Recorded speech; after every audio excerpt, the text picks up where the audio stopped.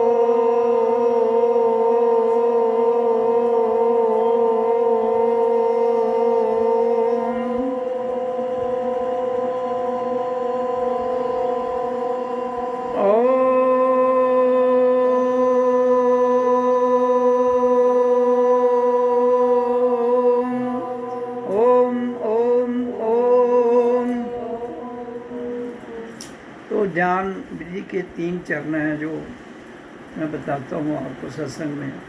उसका पहला चरण का अभ्यास जो है वो किया जाता है, हो गया है, जिसमें 5 से 10 मिनट ओम का उच्चारण करना है। तो जैसे हमने किया अभ्यास यही है सबके लिए। तो ओम का उच्चारण इसलिए ज़रूरी है क्योंकि ये अक्षर प्रणव है। प्रणव कहते हैं जीवन देने वाले को, प्रणव जीवन देने वाला, और वो है ओ की ध्वनि जो हमें म जो है वो हमें, जब ओम मुँह बंद होता है तो ये कंप्लीट प्रकृति, पुरुष और परमात्मा की, ब्रह्म की धारा प्रकृति में कंप्लीट हो जाती है। इसलिए इसका उच्चारण प्रकृति में अनिवार्य है 5 से 10 मिनट के लिए।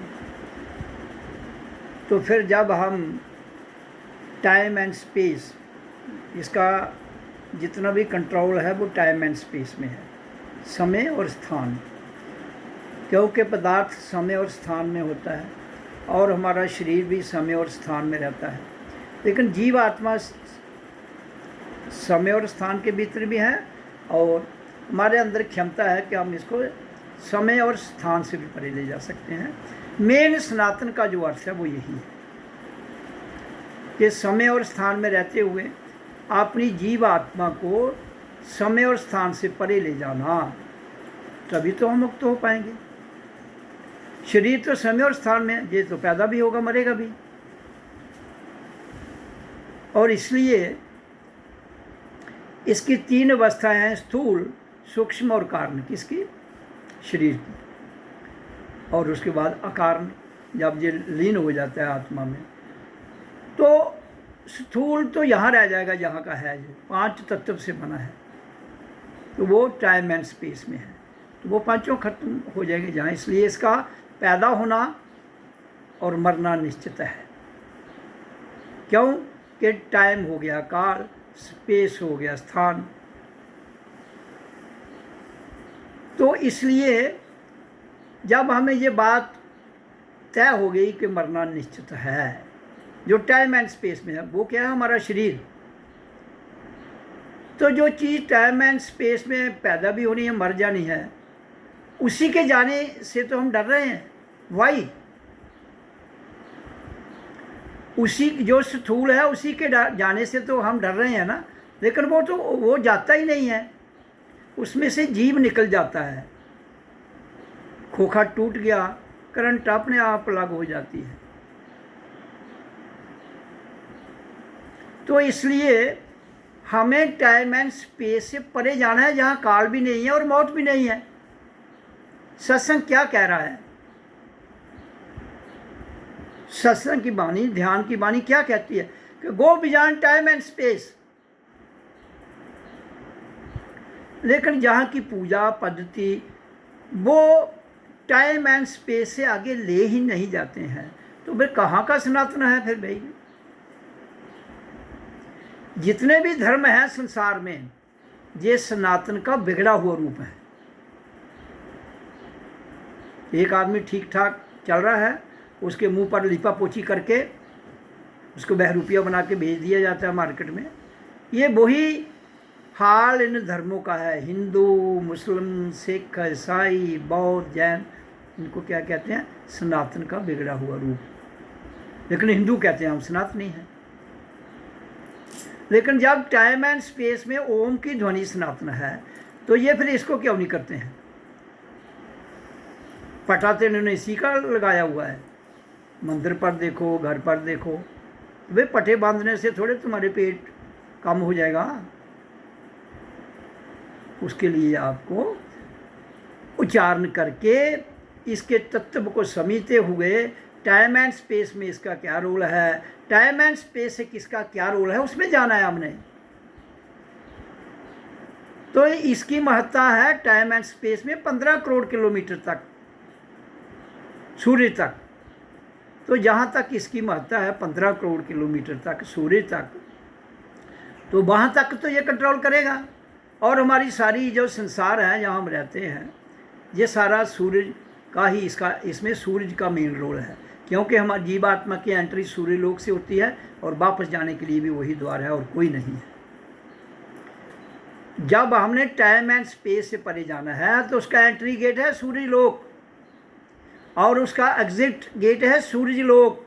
हम टाइम एंड स्पेस से परे से जब जीव आत्मा आई तो हम टाइम एंड स्पेस में आ गए। टाइम एंड स्पेस में मज़ा है, टाइम एंड स्पेस में मिलन है, शरीरों का मिलन है, कम्युनिकेशन है, ट्रांसपोर्टेशन है और एंजॉयमेंट है, भोग है, योग है, काम है, इच्छा है, क्रोध है, लोग, ये सब टाइम एंड स्पेस में है। लेकिन इनकी ज़रूरत है, इनकी ज़रूरत है, ये हमारे मालिक नहीं है। ये चमड़ी और दमड़ी तुम्हारी ज़रूरत तो हो सकती है, मालिक नहीं। तुमने इसको मालिक बना लिया है। तुमने मन को मालिक बना लिया, तुमने बुद्धि को मालिक बना लिया, तुमने इंद्रियों को मालिक बना लिया, तो फिर तुमने सनातन को केवल टाइम एंड स्पेस में बांध दिया। तो जब कोई चीज़ विशाल है, विराट है, जब तुम उसको संकुचित कर दोगे तो उसका स्वरूप बिगड़ जाएगा।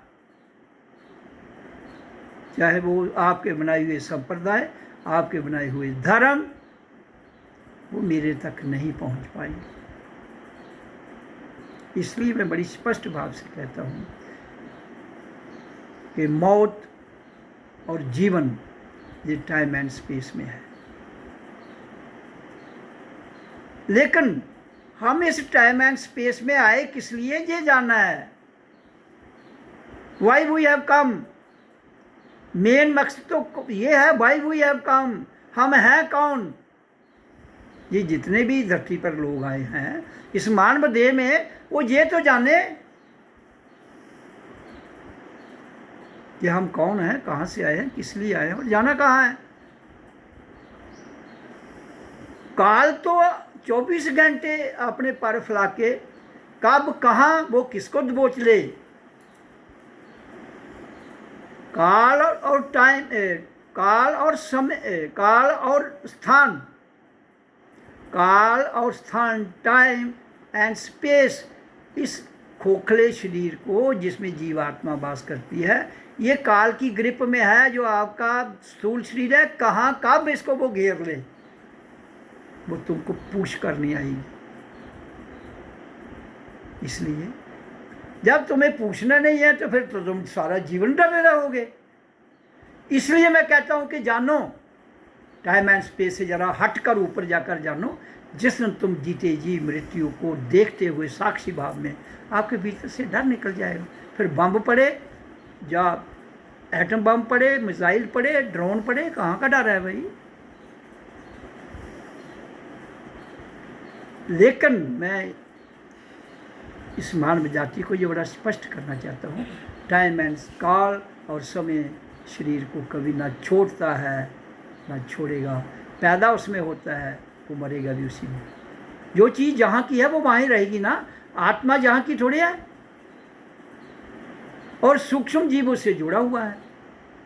और जब आप टाइम एंड स्पेस में ही आप उच्चारण करके, जो ध्यान की विधि में बताता हूँ, जो 3 विधि में बताता हूँ, जिसमें प्रथम हमने ओम का उच्चारण किया है, इसको करोगे तो टाइम एंड स्पेस से बाहर जाए ना। टाइम एंड स्पेस को कौन साथ देगा? ओ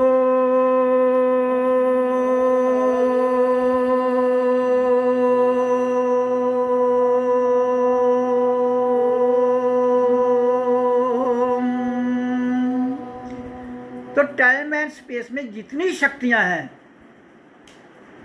उसको ओम की ध्वनि साध लेगी। तो आपका एक चैप्टर क्लोज। फिर उसके बाद टाइम एंड स्पेस से परे ध्यान के लिए, क्योंकि यहाँ बहुत शक्तियाँ जो आपके मन को घेर के रखी हैं, आपकी बुद्धि को घेर के रखा है, शरीर को घेर, तो वो ओम के उच्चार ने उनको 15 करोड़ किलोमीटर तक वो इसको असर नहीं पाएंगी। उसके आगे टाइम एंड स्पेस तो है ही नहीं। जब बाहर टाइम एंड स्पेस नहीं है तो ये नशीभूत हो जाएंगी, हम उसके पार चले जाएंगे। कहाँ, किसमें?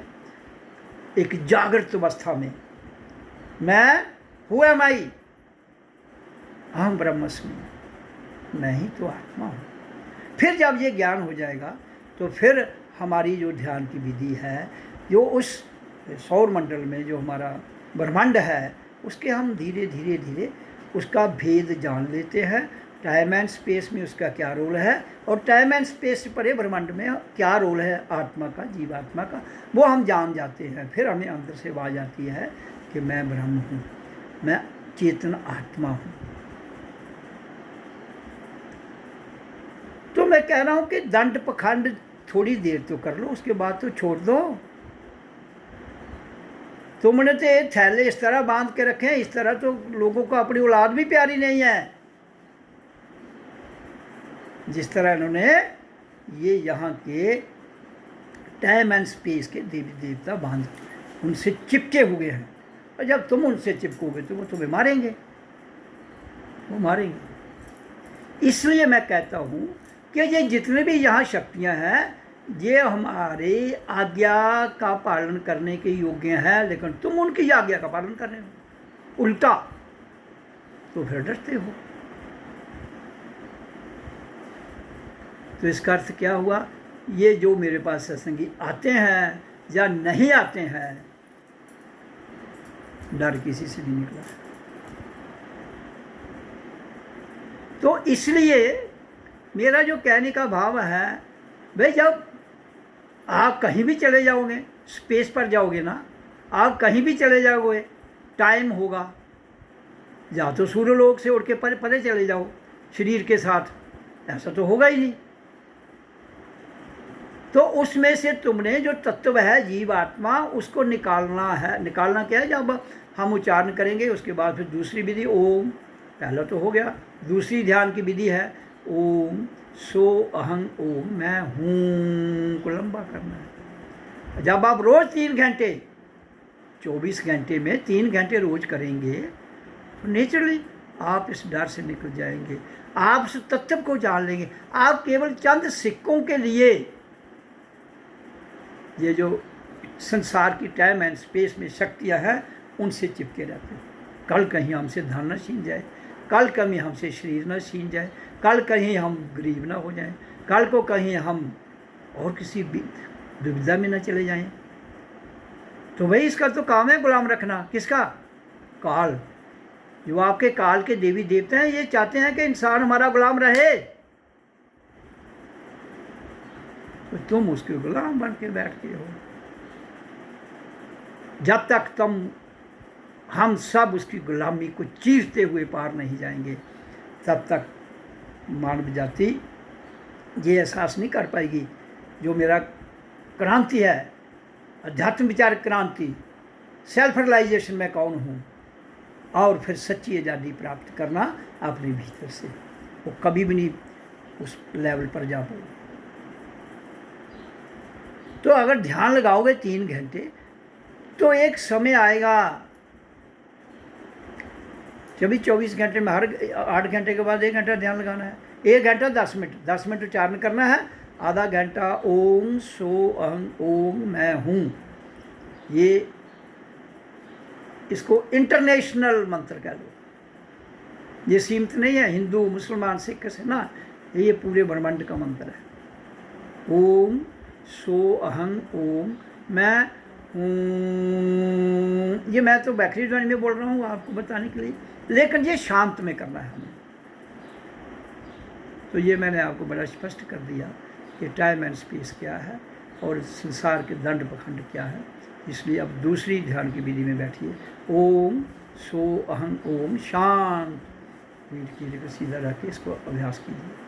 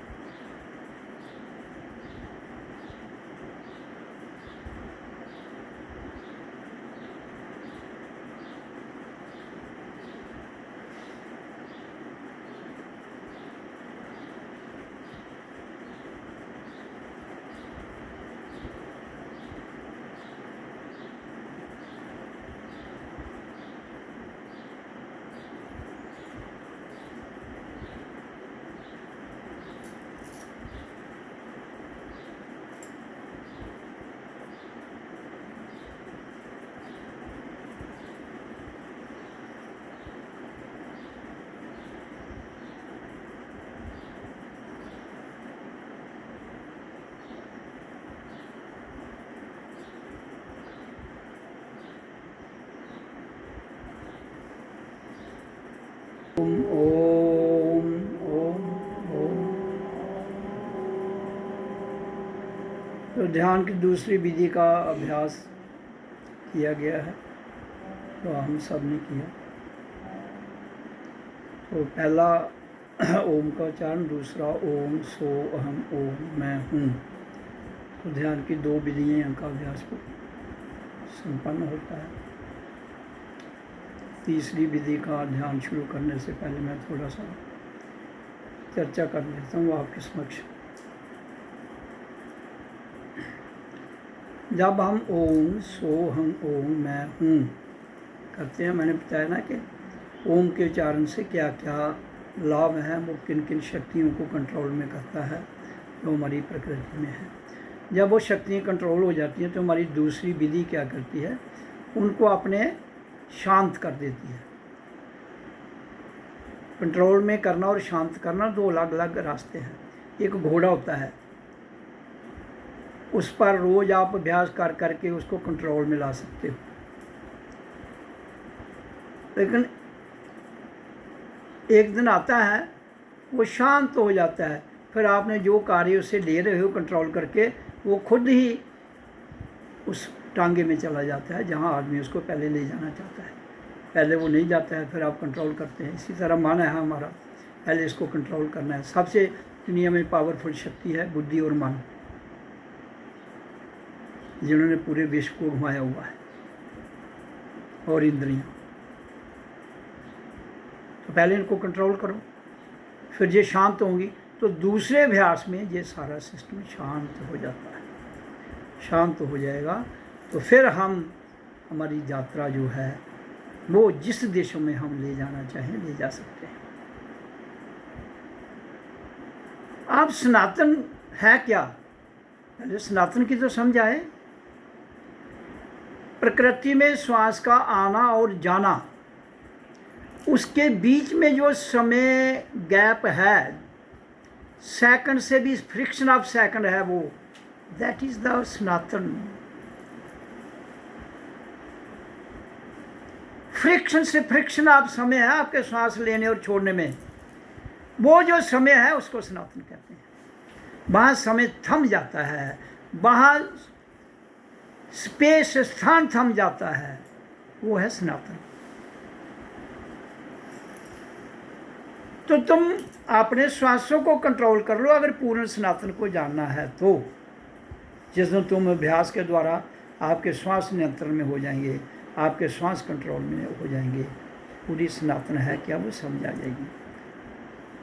लेकिन तुम्हारा सनातन तो शुरू होता है मरने के बाद। एक आदमी मर गया, उसके बाद उसके ऊपर क्रियाएं की जाती हैं। क्रिया एक अभ्यास है, क्रिया फाइनल नहीं। हम जो कर रहे हैं ये भी क्रिया है। किसकी क्रिया? अभ्यास की। अल्टीमेटली इसको भी छोड़ना है एक दिन। जिस दिन तुम अनहद नाद ध्वनि और आंतरिक ज्योत को अपने भीतर देख लेते हो तो ये अभ्यास बंद हो जाता है, फिर हम मौन में चले जाते हैं। जब हम मौन में चले जाते हैं, जहाँ ना प्रश्न है ना उत्तर है, ना तेर है ना मेर है, ना भगवान है ना आम आदमी है, वहाँ सब कुछ विलीन हो जाता है। फिर ना जीव और आत्मा भी नहीं, वो भी विलीन होकर एक बहुत बड़े महा ज्योत में समा जाते हैं, जिसको आनंद है। तो अभ्यास कब तक करना है? जब तक हमें मौन की तीसरी स्टेज जो अभी हम जिसमें ध्यान लगाने जा रहे हैं, जिसमें अब कोई भी मंत्र कोई भी शब्द नहीं बोलना है, केवल शांत बैठना है। ध्यान बिरकुटी में श्वास आ रही है जा रही है उसको देखना है, और इतना कंप्लीट शांत में जाना है ताकि जो हमारे अंदर 24 घंटे आवाज़ और प्रकाश चमक रहा है, आवाज़ सुनाई दे रही है, वो लोप हो गई है, ताकि वो शांति के द्वारा वो पूरा सिस्टम शांत हो जाए और वो प्रकट होकर आपको चल तो रही है, सुनाई देना शुरू करे। जब वो सुनाई देना शुरू करेंगे तो आपके ये तीनों अभ्यास छोड़ दिए जाते हैं। फिर ध्वनि को सुनते सुनते आपका मौन ध्यान लग जाता है। लेकिन जब तक वो अनाथ नाद ध्वनि नहीं सुनाई देती और वो जोत आपके भीतर प्रकट नहीं रहती, तब तक आपको अभ्यास करना है। किसका? ध्यान का, ओम का भी। ओम सोहम ओम मैं हूँ। और तीसरी बदी जिसमें अब शांत बैठना है, हमने केवल श्वास आ रहा है, इधर से जा रहा है, देखना है और ध्यान जहाँ लगाना है। तो अब शांत, कुछ भी नहीं बोलना है, श्वास को आ रहा है जा रहा है देखिए, उससे श्वास क्रिया कंट्रोल हो जाएगी। मेन मंत्र है, हमें सनातन तभी समझाएगा जिसमें श्वास, टाइम एंड स्पेस तीनों थम जाएंगे और हम इसके ऊपर आ जाएंगे। तो समझ आ जाएगी कि आत्मा, परमात्मा, आनंद जो सनातन है उसमें स्थिर हो जाते हैं। तो लगा लीजिए ध्यान, अब शांत भाव से, पोस्चर वही रहेगा।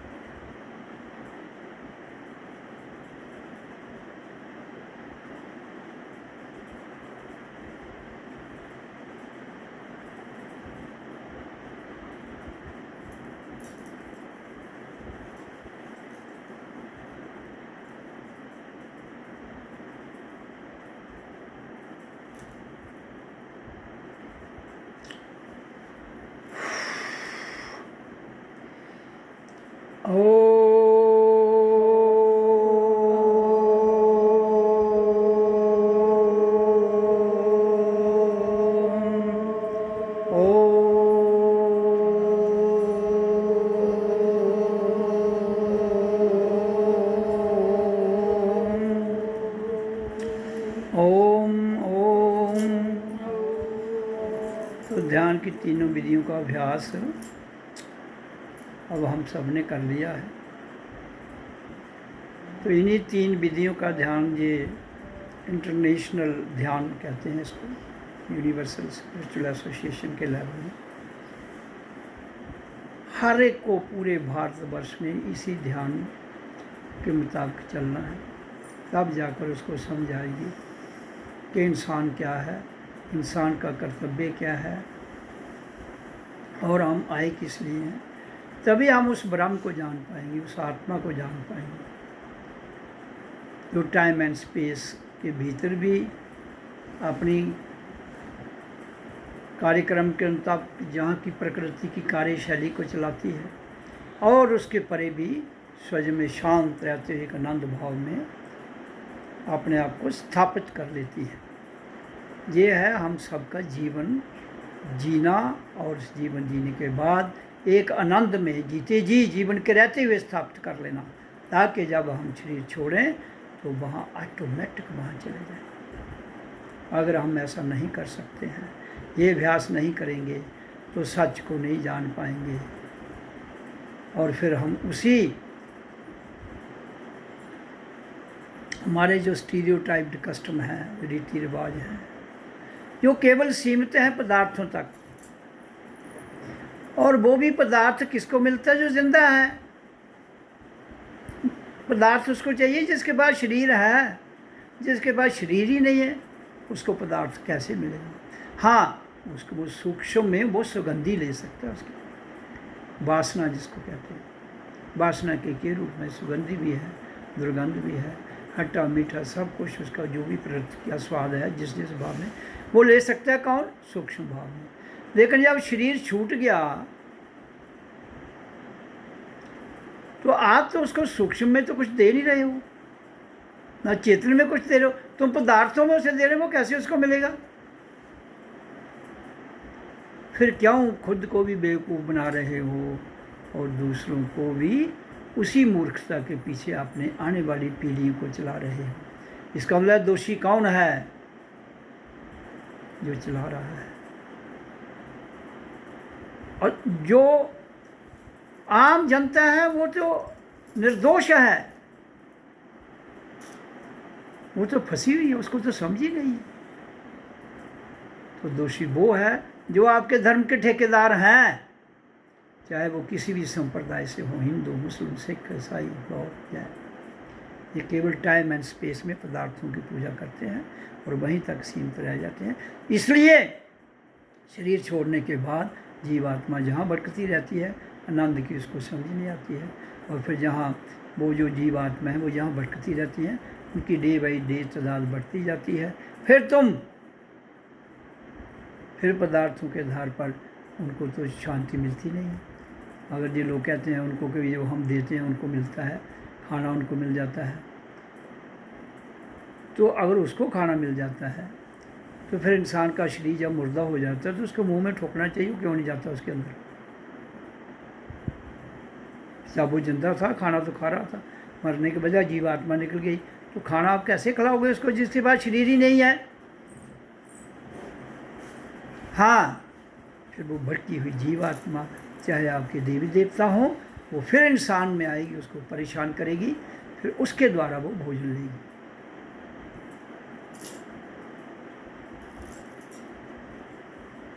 तो भोजन खाना खिलाना ये तो जिंदा लोगों का काम है। जिंदा लोगों को खिलाओ, जिंदा लोग खिलाएं, वो तो मैं मान सकता हूँ, इतनी बात तो समझ में नहीं। लेकिन जो मर गया है उसको कैसे ये दान पहुंचा रहे हैं? ये फिलॉसफी मुझे तो पता क्या है, लेकिन इनको समझ नहीं आती है। क्यों? कि ये डूबे हुए हैं किसमें? मान्यताओं में। ये डूबे हुए हैं नकल में, ये डूबे हुए हैं, नकल छोड़ना नहीं चाहते हैं। क्योंकि उसके साथ इस तरह चिपक गए हैं, फिर उसी की धारणा के आधार पर उसी को मनोनीत करते हुए उसको प्रतीक के रूप में ही वो सत्य को मान रहे हैं। और प्रतीक को मैं कहता हूँ प्रतीक एक समय तक है। अभ्यास जो हम कर रहे हैं ये भी एक समय तक का है, इसको छोड़ना है। तुम तो प्रतीक ही नहीं छोड़ रहे हो, और इसलिए प्रतीक को छोड़कर ध्यान लगाने की आवश्यकता है, जिसके लिए मैं डंके की चोट पर इस गवर्नमेंट को भी कहता हूँ, अगर तुम रियल सनातन हो तो ओम का उच्चारण स्कूलों में, कॉलेजों में, यूनिवर्सिटी में करो। क्यों डरते हो? जब तुम कहते हो हम भारतवासी हैं, हिंदुस्तानी हैं, हम हिंदू हैं, गर्व से कहो हम हिंदू हैं, तो गर्व से कहो। ये भी तो कह सकते हो हम सब ओम का उच्चारण करना है, हम सबको। बाकी तो सनातन नहीं है, बाकी सब बात के जितने अक्षर, जितने ओ के बाद ही, सुनने के बाद ही गिनती शुरू होती है। 1 2 3 4 5 जितनी ले जाओ। मूल को तो समझो। ऐसे ही डफली बजाए जा रहे हो, तो डफली बजाने से काम नहीं चलेगा। खुद को 3 घंटे, हर 8 घंटे के बाद 1 घंटा 10 मिनट के लिए जो इंटरनेशनल मेडिटेशन है, जिसको विश्व स्तरीय मेडिटेशन कहते हैं, उस में जो अभ्यास का तरीका बताया गया है वो ध्यान करना है, फिर बदलाव आए। किसी को मानने से अभ्यास नहीं करोगे तो मानने का कोई मायने नहीं रहता। हाँ, मन को तसल्ली देने के लिए, दिल को तसल्ली देने के लिए, आपने ये बुद्धि को तसल्ली देने के लिए, रिश्तेदारों को खुश करने के लिए, समाज को खुश करने के लिए, क्योंकि आज समाज को तुम खुश करोगे, कल तुम्हें वो करेगा। लेकिन जो मेन मकसद हमारा है वो तो करो भाई, खुश करो। मैं नहीं कहता हूँ नहीं खुश करो, लेकिन किस लिए आए हो, मैं कौन हूँ, ये तो जान लो, फिर जिसको मर्जी खुश करो। तो जो आपका लक्ष्य है इस धरती पर आने का, वो तो जान लो। ये स्थूल सूक्ष्म कारण जितना वो है, आपके धर्म आपको लालच देकर भय भिन्न प्रीत न होए। एक स्टेज तक तो ठीक है, किसी को किसी लाइन पर लगाने के लिए भय तो दो, लेकिन भय तो निकाल लो तो सही। वो भय ही उसके अंदर को छोड़ दोगे तो सारी उम्र जन्म जन्मांतर वो डर से ही मरता रहेगा। तो तुम्हारा यहाँ डर ही नहीं खत्म होगा। प्रेम में डर नहीं है, प्रीत में डर है, प्रेम में कोई डर नहीं। इसलिए प्रीत से निकाल उनको प्रेम में। प्रेम एक आनंद है, उस आनंद में डर कहाँ है? तुम खाली उसको नीचे ही रगड़ते रहोगे तो वो तो फिर डरता ही रहेगा। तो भय बिन प्रीत ना होए, ये जो दोहा है तभी सार्थक होता है जब जितने प्रीत धर के लिए तो ठीक है, लेकिन उसको वहाँ से निकाल के आके भी तो ले जाओ। अधूरा काम मत करो।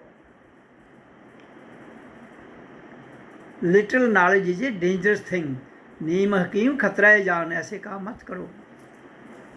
मैं धर्म के ठेकेदारों को बताना चाहता हूँ, जनता निर्दोष है, तुम उनको दोष में डाल रहे हो, खुद तो दोषी हो, उनको भी धकेल रहे हो, और जनता भी चली जा रही है। किस तरह? गडरिया और भेड़ बकरियां एक आवाज़ गाई, भेड़ इकट्ठी हो गई। गडरिया ने कहा आगे चलते जाओ, चलते जाओ। आगे खाई, भेड़ें सब खाई में, और गडरिया मज़ा लेता है। या तो और आ जाएंगी, मुझे क्या है, ये गई तो और आ जाएंगी। क्योंकि उसकी दुकानदारी चलनी चाहिए भाई। वो वाली बिक जाएंगी, उसका भी तो पैसा मिलेगा उसको, और जो और आएंगी और उसका धंधा बढ़ेगा, उनका भी मिलेगा। ये तो धंधा है, और धंधे के साथ एक बहुत बड़ा फंदा भी है जिसमें पूरा विश्व फंसा हुआ है। इसलिए जागो, अपने भीतर जाओ, अपने आप को जानो, खुद को जान लो। अगर तुम्हें मूर्ति के बिना आनंद नहीं आता है, एक मूर्ति अपनी रख लो सामने। ऐसा तो मैं मूर्ति के हक में नहीं हूँ, लेकिन कोई कहता है मुझे इसी के साथ सती होना है, तो अपनी रख लो भाई। और एक दूसरी अगर जरूरी रखनी है तो ओम शब्द की रखो, और किसी मूर्ति की जरूरत नहीं, किसी की नहीं। हाँ, गुरु की रख सकते हो, वो गुरु जिसने स्वयं को जाना है। इन तीन के अलावा मैं किसी भी मूर्ति पूजा को तो मैं अलाउ नहीं करता हूँ। लेकिन अगर आपको बड़ा ही आनंद आता है, एक फोटो अपना रख लो, उसको देखो रोज। गुरु का रख लो, अगर मैं नहीं कहता हूँ उसका रखो, नहीं रखो, गुरु का दिया हुआ मंत्र ही काफ़ी है, गुरु का बताया हुआ ध्यान ही काफ़ी है। हाँ, ओम का मैं उच्चारण कहता हूँ, उसका आप रख लो, बाकी और किसी की जरूरत नहीं। अगर इस पृथ्वी को असल में आनंद में ले जाना है, असल में इसको स्वर्ग बनाना है, तो यही एक रास्ता है। This is the first, final and ultimate what I am telling. जो मैं बताता हूँ, इससे ऊपर कुछ भी नहीं है। जहाँ से मैं शुरू करता हूँ उसके अलावा और कोई बेस भी नहीं है। इसलिए बेस, मध्य, अंत, अनंत, इन्हीं तीन ही चीज़ों में कवर हो जाता है। फिर इसके ऊपर एक आनंद की स्थिति उमड़ती है, जो हमारे भीतर है, जिसको प्रेम कहते हैं। प्रीति तो डर से होगी, प्रेम थोड़ी डर से पैदा होता है। प्रेम तो अपने आप में एक आनंद है। इसलिए समझो, जागो, जानो, तो फिर अभ्यास करो 3 घंटे रोज, 1 घंटा 10 मिनट एक समय में, तो 3 घंटे में 3 बार 8-8 घंटे के बाद एक बार करना है। हाँ, शुरू कब करना है? सुबह 2 बजे से 6 बजे के बीच में स्टार्टेड। कोई भी आप 1 घंटा 10 मिनट का समय चूज कर लीजिए, कहाँ? 2 और 6 के बीच में। ज़्यादा कर सकते हो आपकी मर्जी, लेकिन मिनिमम 1 घंटा 10 मिनट। उसके बाद 8 घंटे का समय निश्चित करके फिर अगले 8 का, ये रूटीन अपनी कंटिन्यू रखनी है। निश्चित आप कर लो समय, प्रथम सुबह 2 से 6 के बीच में, 3 बजे, 4 बजे, 5 बजे, 5 से 6। We have to start from this time, 2 और 6 सुबह। तो जीवन देखो कैसे बदलता है। ये माया जिसके लिए दुनिया भड़क रही है, अपना कर्म करो, खुद आएगी, खुद आएगी। कोई देवी देवता नहीं देगा आपको। आपसे ऊपर देवी देवता कौन है? आपके तरीके गलत हैं। ये हो गया कि चंद एक लोगों ने एक कमांड अपने हाथ में लेके आपको भरमा कर, आपको डरा के भ्रमित कर दिया है और तुम हो गए हो। पैसा इंसान के लिए मिला है, जिसके पास शरीर नहीं है वो देवता है, उसने पैसे को क्या करना, मुझे बताइए ना। तो वो कैसे देगा आपको? तो माथे टेकते हैं जी, जहां मंदिर में जाओ मन्नत मानते हैं। वो मिट्टी के मादो तुम्हें मन्नतें पूरी करेंगे यार, क्या बात करते रहते हो। तुम्हारी अपनी ही ऊर्जा बाहर लगती है, वही उस ऊर्जा का रिफ्लेक्शन आपके पास आता है, वही कार्यरत रहता है। तुम कहते हो नहीं मैं वहाँ मंदिर में मन्नत मानी, मेरी पूरी होगी। तो फिर पत्थर तुमसे ज़्यादा पावरफुल होगी और तुम मिट्टी के मादो होगी। इसी से जब मुर्दे आप पर राज करेंगे और जो जिंदा है वो चलती फिरती लाशें बन जाएंगी, तो यही हाल होगा। जो हो रहा है इससे भी और गड़बड़ होगा, अगर मेरी बात समझ में ना आई जनता को। ओ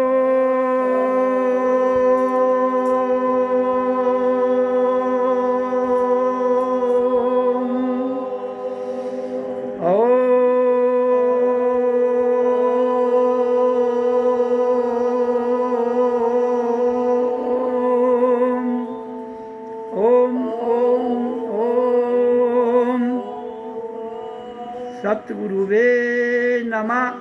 ओम ओम।